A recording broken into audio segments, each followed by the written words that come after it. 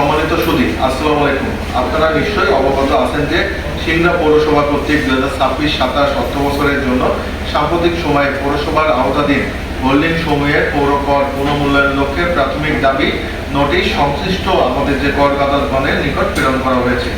উক্ত দাবির নোটিশকে কেন্দ্র করে দুই একটি স্বার্থান্বেষী মহল জনসাধারণের মধ্যে বিভ্রান্তি সৃষ্টি এবং পৌরসভার ভাবমূর্তি পূর্ণ করার উদ্দেশ্যে অস্বাভাবিকভাবে কর বৃদ্ধি করা হয়েছে মর্মে অপপ্রচার চালাচ্ছে। এই বিষয়ে আপনাদের মাধ্যমে পৌর নাগরিক বৃন্দকে বিভ্রান্ত না হওয়ার জন্য আহ্বান করছি এবং সে লক্ষ্যে আজকের এই সংবাদ সম্মেলন।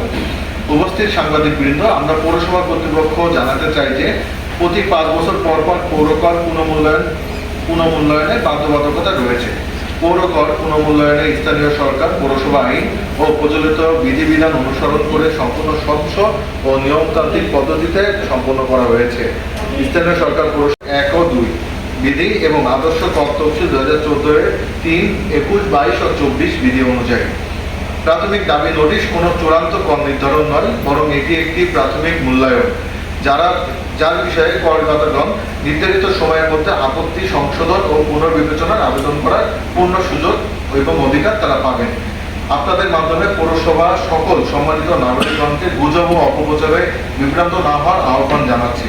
যে কোনো করদাতা তার প্রাপ্ত নোটিশ সম্পর্কে কোনো প্রশ্ন, আপত্তি বা তথ্য সংশোধনের প্রয়োজন হলে পৌরসভা কার্যালয়ে যোগাযোগ করতে পারবেন।